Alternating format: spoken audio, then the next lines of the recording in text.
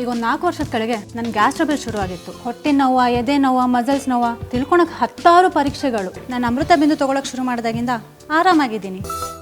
ಇವತ್ತಿನಿಂದ ರಾಜ್ಯದಲ್ಲಿ ಡಿಕೆ ಶಿವಕುಮಾರ್ ಪರ್ವ ಶುರುವಾಗಲಿದೆ, ಆರಂಭ ಆಗಲಿದೆ. ರಾಜ್ಯದ 25ನೇ ಮುಖ್ಯಮಂತ್ರಿ ಆಗಲಿದ್ದಾರೆ ಡಿಕೆ ಶಿವಕುಮಾರ್ ಅವರು.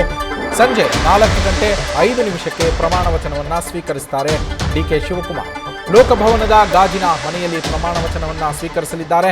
ಈಗಾಗಲೇ ಜ್ಯೋತಿಷಿಗಳ ಸಲಹೆಯಂತೆಯೇ ಸಕಲ ಸಿದ್ಧತೆಗಳನ್ನು ಮಾಡಿಕೊಳ್ಳಲಾಗಿದ್ದು ಪೂರ್ವಾಭಿಮುಖವಾಗಿ ಪ್ರಮಾಣ ವಚನವನ್ನು ಸ್ವೀಕರಿಸಲಿದ್ದಾರೆ ಡಿಕೆ ಶಿವಕುಮಾರ್ ಅವರು. ಡಿಕೆಶಿ ಜೊತೆಯಲ್ಲಿ 12ರಿಂದ 14 ಮಂದಿ ಸಚಿವರಾಗಿಯೂ ಕೂಡ ಪ್ರಮಾಣ ವಚನ ಸ್ವೀಕರಿಸುವಂತಹ ಸಾಧ್ಯತೆ ಇರುವಂಥದ್ದು. ಇದಾದ ಬಳಿಕ 3ನೇ ಮಹಡಿಯ ಸಿಎಂ ಕೊಠಡಿಗೆ ಡಿಕೆ ಶಿವಕುಮಾರ್ ಅವರು ವಿಧಾನಸೌಧಕ್ಕೆ ತೆರಳಿ 3ನೇ ಮಹಡಿಯಲ್ಲಿರುವಂತಹ ಸಿಎಂ ಕೊಠಡಿಯನ್ನು ಪ್ರವೇಶ ಮಾಡ್ತಾರೆ. ಆ ನಂತರ ನೂತನ ಸಚಿವರ ಜೊತೆಯಲ್ಲಿ ಸಂಪುಟ ಸಭೆಯನ್ನು ಕೂಡ ನಡೆಸೋದಕ್ಕೆ ಪ್ಲಾನ್ ಅನ್ನು ಮಾಡಿಕೊಂಡಿದ್ದಾರೆ. ಸಿಎಂ ಆಗಿ ಪದಗ್ರಹಣವನ್ನು ತೆಗೆದುಕೊಂಡ ನಂತರ ಡಿಕೆ ಶಿವಕುಮಾರ್ ಅವರು ಪದಗ್ರಹಣದ ವೇದಿಕೆಯ ಮೇಲೆ 20 ಆಸನಗಳ ವ್ಯವಸ್ಥೆಯನ್ನು ಮಾಡಲಾಗಿದೆ. ಹಾಗೆ ಸ್ವಾಮೀಜಿಗಳಿಗೆ ಪ್ರತ್ಯೇಕವಾಗಿ ಸ್ವಲ್ಪ ಎತ್ತರದಲ್ಲಿ 40 ಆಸನಗಳ ವ್ಯವಸ್ಥೆಯನ್ನು ಮಾಡಲಾಗಿದೆ. ಒಟ್ಟಾರೆಯಾಗಿ 3500 ಜನರಿಗೆ ಗ್ಲಾಸ್ ಹೌಸ್ನಲ್ಲಿ 3 ಸ್ಥಳಗಳಲ್ಲಿ ಕುಳಿತುಕೊಳ್ಳೋದಕ್ಕೆ ಆಸನಗಳ ವ್ಯವಸ್ಥೆ ಮಾಡಲಾಗಿರುವಂಥದ್ದು. ನಮ್ಮ ಪೊಲಿಟಿಕಲ್ ಕರೆಸ್ಪಾಂಡೆಂಟ್ ಹರೀಶ್ ಫೋನ್ ಸಂಪರ್ಕದಲ್ಲಿದ್ದಾರೆ.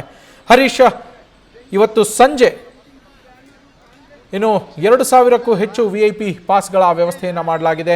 ಹಾಗೆ ಪ್ರಮಾಣ ವಚನದ ಕಾರ್ಯಕ್ರಮವನ್ನು ವೀಕ್ಷಿಸೋದಕ್ಕೆ ಲೋಕಭವನದ ಒಳಗೆ 6 LED ಪರದೆಗಳ ವ್ಯವಸ್ಥೆಯನ್ನು ಕೂಡ ಮಾಡಲಾಗಿರುವಂಥದ್ದು. ಒಟ್ಟಾರೆಯಾಗಿ ಡಿಕೆ ಶಿವಕುಮಾರ್ ಅವರ ಪರ್ವ ಇವತ್ತಿನಿಂದ, ಅವರ ಯುಗ ಇವತ್ತಿನಿಂದ ಆರಂಭ ಆಗ್ತಾ ಇದೆ. ಸಂಜೆ 4:05 ಲೋಕಭವನದ ಗಾಜಿನ ಮನೆಯಲ್ಲಿ ಗ್ಲಾಸ್ ಹೌಸ್ನಲ್ಲಿ ಡಿಕೆ ಶಿವಕುಮಾರ್ ರಾಜ್ಯದ 25ನೇ ಮುಖ್ಯಮಂತ್ರಿಯಾಗಿ ಪದಗ್ರಹಣವನ್ನು ಮಾಡಲಿದ್ದಾರೆ, ಪ್ರಮಾಣ ವಚನವನ್ನು ಸ್ವೀಕರಿಸಲಿದ್ದಾರೆ.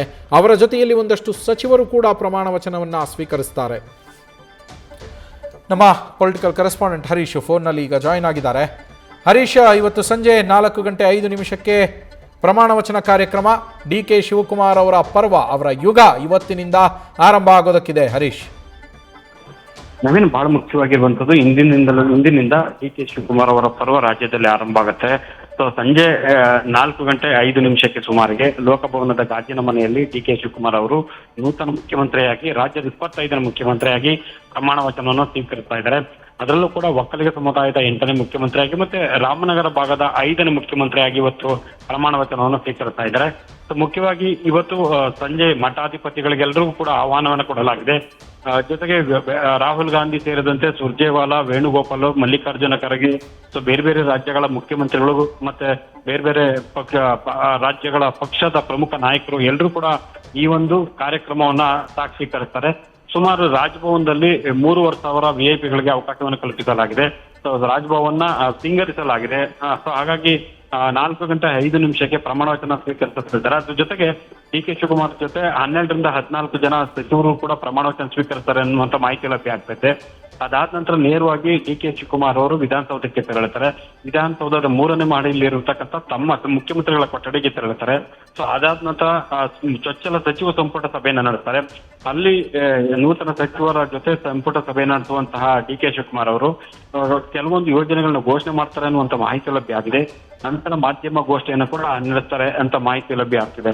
ಹಾಗಾಗಿ ಡಿ.ಕೆ. ಶಿವಕುಮಾರ್ ಅವರಿಗೆ ಇವತ್ತಿನಿಂದಲೂ ಕೂಡ ಕರ್ನಾಟಕದಲ್ಲಿ ಮಹತ್ವದ ಘಟ್ಟ ತಲುಪಿದೆ. ಹಾಗಾಗಿ ಡಿ.ಕೆ. ಶಿವಕುಮಾರ್ ಅವರ ಯುಗ ಆರಂಭವಾದಂತಾಗಿದೆ. Naveen, thank you Harish.